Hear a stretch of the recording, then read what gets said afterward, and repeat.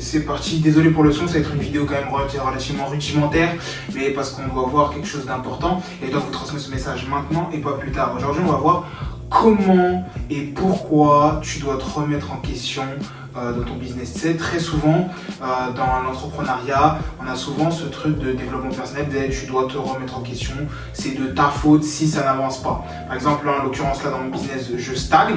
On va voir pourquoi, en faisant du rétro-engineering, on va voir pourquoi, comment résoudre ça, comment mettre en place les bonnes actions pour être du même acabit que ceux qui sont dans ma niche ou dans mon business, tout simplement. On va voir les choses à éviter pour éviter que ton projet tombe en ruine, comme c'est le cas. Donc là, on a dit rétro-engineering. Alors, pourquoi est-ce que je stagne? Là, on est toujours aux alentours des 3 000 euros. Nous, en l'occurrence, on ne va pas se concentrer sur la plupart des tâches que je fais. On va vraiment se concentrer sur les 20% de tâches qui m'apportent 80% de résultats. Donc, en l'occurrence, moi, dans mon business, c'est poster une vidéo, donc le montage, enfin, captation vidéo, poster une vidéo, la monter. C'est ça qui m'apporte des résultats, de la visibilité et des potentiels prospects et des clients. Communication avec mes clients, donc le bouche à oreille qui me permet de me rapporter d'autres clients. C'est les deux accès principaux en plus de me former perpétuellement dans la vidéo et dans la photo.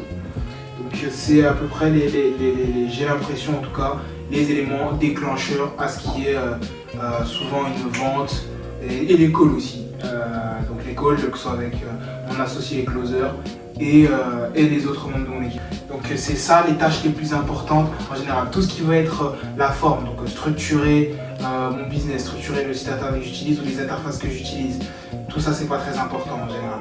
Qu'est-ce qui a potentiellement ralenti mon business? Il faut savoir déjà une chose, alors il y a plusieurs raisons. Pour ceux qui l'ont vu ou je ne sais pas si l'épisode est sorti ou pas, déjà il y a mon hospitalisation qui a drastiquement ralenti parce que la dernière vente majeure d'un de mes programmes, ça s'est fait en mars je crois. Ça s'est fait en mars ou fin février et là il y a eu mars, avril et là on est en train d'attaquer mai. Donc pour ceux qui savent, donc mon programme d'accompagnement, donc là on parle d'infoproduits. Prestation de service, j'en ai fait une récemment.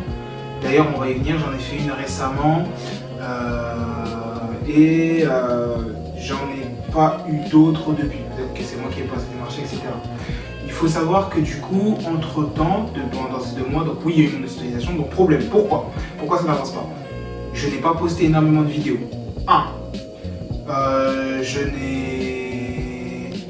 J'ai eu mon souci de santé. 2. Et enfin, en 3, je dirais, santé, pour poster de vidéos, le fait que je m'incombe de tâches qui me prennent beaucoup de temps et qui ne sont pas productives, d'accord, qui m'occupent, des tâches qui m'occupent au lieu de rester chez moi. 3. Maintenant, ce qu'il faut savoir, c'est que entre-temps, j'ai perdu 2 clients. J'ai perdu 2 clients, d'ailleurs en l'occurrence, mais il y a un client que j'ai perdu, le jour même j'en ai trouvé un autre. On va voir comment faire et donc ça va expliquer comment du coup, justement, comment y remédier à tout ça. Donc, j'ai perdu déjà un premier client qui n'avait plus les moyens de suivre l'accompagnement. Donc l'infoproduit, l'entrepreneuriat et continuer à développer son business. Alors, c'est pas que le service lui convenait pas, alors que possiblement si, on se remet en question, le service lui convient pas, donc c'est pour ça qu'il ne veut plus payer ou alors il n'a plus les moyens de payer. Malheureusement à mon échelle, je peux pas passer un certain palier et je donne déjà beaucoup de seuils de gratuité comme je suis en train de le faire maintenant. Je peux en donner plus, mais pour appliquer, malheureusement ça me demande du temps, ça demande aussi des connaissances et des outils qui me coûtent de l'argent, donc je suis obligé de faire payer cet argent-là, donc il y a un minimum. Donc si cette personne-là ne peut pas se récupérer ce minimum-là, c'est qu'elle n'a peut-être pas compris. Donc c'était un client qui était destiné à perdre. Ça sert à rien de mendier ou perdre du temps sur un client qui me rapporte en plus de ça pas beaucoup. C'était vraiment du low ticket. Nous, comme on l'a dit, on va se concentrer sur du high ticket, donc grosse prestation, accompagnement clé en main et un peu moins sur l'infoproduit comme là ça a été le cas pour ce client-là. Et j'ai perdu un deuxième client. Un client où lui qui est plus lié à la prestation de vidéo, prestation de service vidéo. S'occuper de son image de marque, lui faire des vidéos pour son image de marque. Alors, pourquoi maintenant j'ai perdu ces 2 clients? Je trouve que j'ai un mauvais rétex client, c'est-à-dire que je ne prends pas assez de retour d'expérience de ces clients-là, premièrement. C'est quelque chose qui m'a été annoncé par des membres de mon entourage et que j'ai compris aussi un petit peu par moi-même, ou dans le sens où je n'ai pas un suivi client, je trouve, assez abouti, peut-être parce que je suis seul, je sais pas, mais maintenant va falloir pallier à ce problème-là. Pourquoi? Parce que ce problème-là va me permettre, justement, c'est beaucoup plus facile de refaire signer quelqu'un de chez nous. Là, si on a atteint ces 3000 clients avec à peu près une quinzaine de personnes, c'est parce que justement, c'est plus facile de faire racheter un client qui est déjà passé par votre prestation de service ou par votre produit que de trouver un nouveau client. Parce que ça demande justement d'affûter encore plus vos canaux d'acquisition, que ce soit le bouche à oreille dans mon cas, ou le trafic organique via des plateformes comme TikTok ou YouTube, comme c'est le cas en ce moment. Donc, j'ai ces deux choses-là. Donc maintenant, et l'autre client, c'est totalement de ma faute parce que, bon, malheureusement j'ai eu un aléa, mais c'est aussi de ma faute parce que je n'ai pas su, entre guillemets, comprendre le besoin de ce client. Ces 2 clients-là que j'ai perdus et qui m'ont fait, entre guillemets, un petit peu perdre du temps, même si j'ai gagné de l'argent, et que ça m'a avancé dans mon challenge, ça m'a fait comprendre qu'il y a certains clients qu'on ne veut pas. C'est pas mon type de client cible en fait. C'est pas le genre de client qui m'apporte énormément. Et ça, c'est ce que j'essaie de vous transmettre et de vous faire comprendre. J'ai perdu plus du temps à les aider parce que c'était des proches. Donc non seulement tu vas leur faire un prix, tu vas leur truquer, c'est du bouche à oreille en fait. C'est ça le souci du canal d'acquisition qui est le bouche à oreille. Parce qu'en général, c'est déjà qu'il y a ton image en jeu. Déjà que tu es obligé de sacrifier beaucoup de choses. Donc quand tu bosses avec des gens qui sont des amis en commun, des amis lointains ou des gens de la famille d'un tel, malheureusement, ça peut te faire perdre beaucoup de temps parce qu'ils n'ont pas la notion. Des fois, certains, ils essayent d'apprendre ton métier, etc. Alors que c'est pas comme ça. Et puis c'est difficile de faire du business avec des gens qui sont proches. Bon là, c'était pas des gens qui sont proches, mais vous voyez ce que je veux dire. Donc c'est ça mes grosses erreurs. Donc là, on a une remise en question. Ma question, rétro-engineering, j'ai compris pourquoi je les ai perdus ces clients. Maintenant, ma question c'est, alors, 2 jours, est-ce que j'essaye de récupérer ces clients? Est-ce que j'essaye d'aller voir d'autres? Est-ce que j'essaye de trouver d'autres clients qui sont plus cibles? Je vais essayer beaucoup plus d'aller chercher d'autres clients qui sont un peu plus mon cœur de cible, mon cœur de métier. Pour éviter de justement détruire mon business.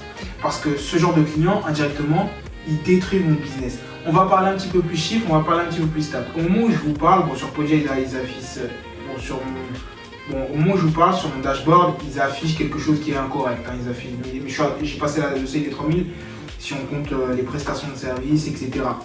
Mais le problème, c'est que j'ai perdu beaucoup de temps. Et j'ai pas beaucoup vendu d'infoproduits et d'accompagnement clé en main, donc mon produit high ticket. Je sais que ce produit high ticket, c'est vraiment ce que je veux. Déjà, ce que j'ai fait, c'est que j'ai doublé ce produit high ticket.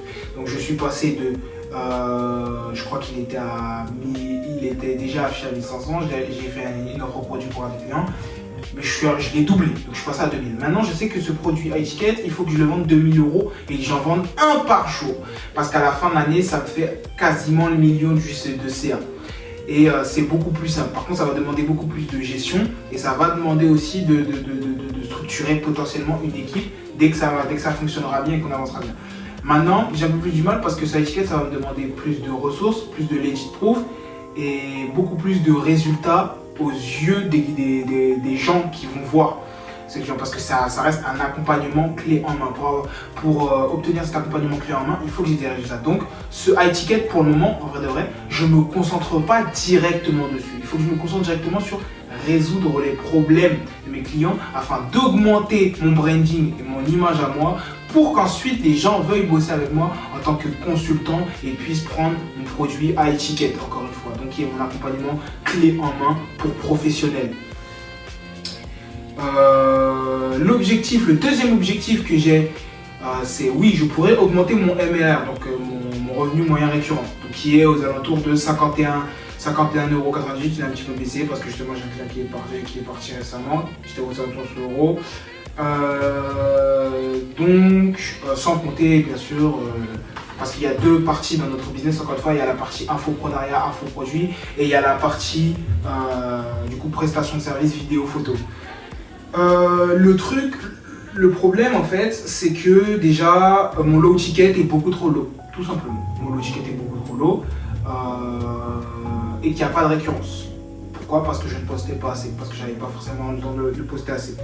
Deuxièmement, j'ai compris qu'aussi que je ne vendais, c'est pas que tu ne vends pas cher, si tu ne peux pas vendre cher, c'est que tu ne vends pas correctement. Pourquoi est-ce que je dis ça? Je dis ça parce que j'ai compris qu'en fait, ce qu'il fallait pour certains de moi et certains de mes clients aussi, que j'accompagne à l'heure actuelle, ce qu'il fallait, c'était peut-être potentiellement fonctionner comme certaines entreprises fonctionnent, c'est potentiellement justement aller chercher des clients à l'année.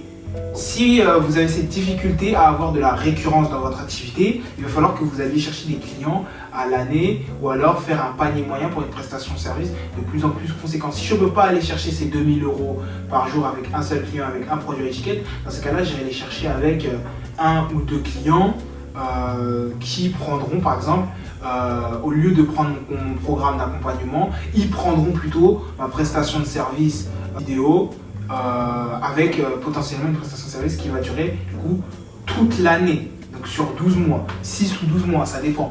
Du coup, allez chercher ça. Pourquoi? Parce que en fait, nous, ce qu'on veut, c'est se créer ce matelas de cash de sécurité pour notre activité, notre société, le plus vite possible. Deuxièmement, ce qu'on veut, c'est avoir des résultats probants aussi le plus rapidement possible, parce que ça va se transformer en cercle vertueux sur notre activité, sur notre niche et notre business. Et troisièmement, ça évite d'avoir les problèmes d'impayés, de récurrence, comme ça peut être avec mon programme, mon low ticket, mon programme du coup de coaching et de call par mois. Donc, ce qu'on va aller chercher, c'est beaucoup plus des clients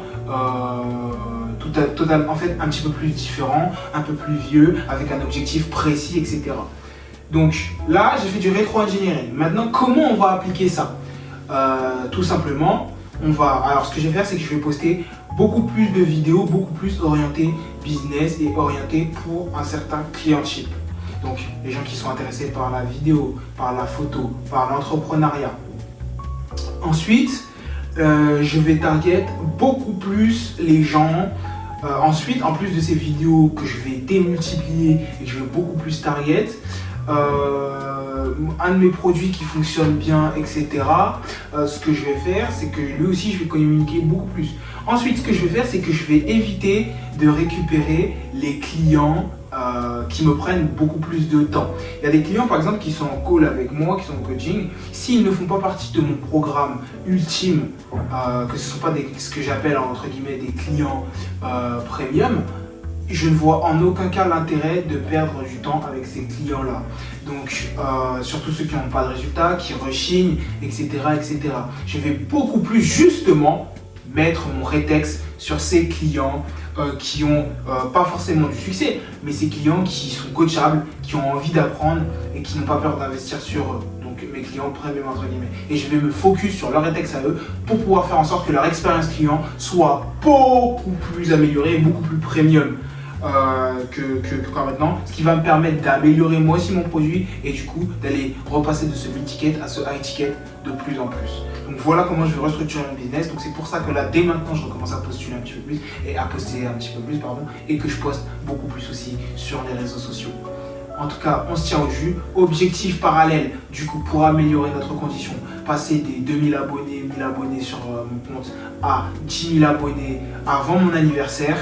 Et bien entendu, accentuer le trafic organique sur mon site internet et dans mon tunnel de vente, comme vous avez pu le voir, Telegram ou alors mail, TikTok, etc. Enfin bref, on se tient au jus, on va voir c'est quoi la suite et normalement, si tout se passe bien, je pense que d'ici mon anniversaire, on aura dépassé assez facilement les 5 000 €. On continue d'aller chercher un maximum les 10 000 € le plus vite possible, le plus loin possible pour aller rush ensuite les 100 K. Les loups avec les loups, les porcs avec les porcs, abonne-toi.